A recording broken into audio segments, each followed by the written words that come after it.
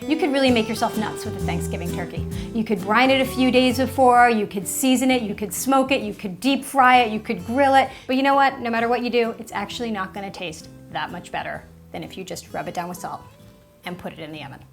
Promise. I like to call this the unturkey because it's unbrined, it's untrussed, and it's unbasted. It is the easiest turkey you'll ever make, and I think one of the best. Just to make my turkey that much more delicious, I'm gonna add some grated citrus zest. I've got lemon. The lemon just adds a brightness. Tangerine is really nice too. Lime, calamansi, clementine, ugly fruit. No, don't use ugly fruit. Some people call this type of seasoning a dry brine. You're helping the turkey lock in moisture. It makes a much richer, more tender bird, a well-seasoned bird, and it's a lot easier than trying to do a wet brine. At this point, you could wrap up your turkey, put it in a couple of layers of plastic wrap, or you could get one of those really large plastic bags that they sell to put turkeys in. I've got some smashed peeled garlic cloves. I've got rosemary, sage, thyme. Okay. And I also have the neck here. Let's put that in the bag. Squish them together a little bit. The longer that you let your bird sit in the dry brine, the more evenly seasoned it's gonna be. But if you don't have time, you can just let it sit on the counter for a couple of hours while you preheat the oven. That's gonna work. Or even just the day before, and it's all going to make the bird that much better. 3 days later, I'm gonna pat this dry, and then I'm gonna put it back in the fridge. And what that does is the fan from the fridge is gonna help dry out the skin. I want a nice, crisp skin. So the bird's all ready to go. I'm just gonna get the pan ready for it. Got some lemon here.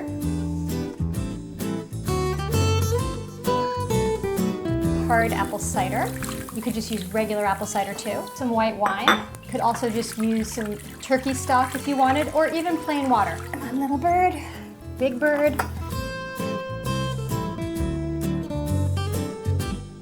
Oiling the bird up means that I won't have to baste it later.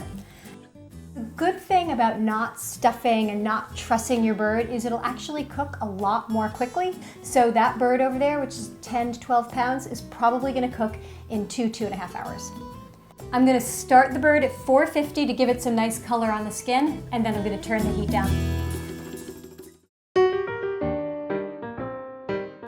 So now I'm gonna take his temperature just to make sure. I'm looking for 165. Now that's your safe number. You want to hit 165. I do 2 thermometers, and then I kind of check all over just to make sure that it's evenly cooked. Great, we are where we want to be. And now I'm just going to take a nice sturdy wooden spoon, stick it right in the turkey cavity there, tip, and then you move him over to the cutting board. And now he's ready to carve, but before you carve him, you have to call all your friends and family in and make them admire this. My favorite parts, I love the wingtips, crunchy wingtips. I love the tail, the Pope's nose. Basically just fat and skin. Okay, who wants dark meat and who wants white meat? I call the neck. Does anyone really use a carving knife? Like seriously? Right? Can I use my hands?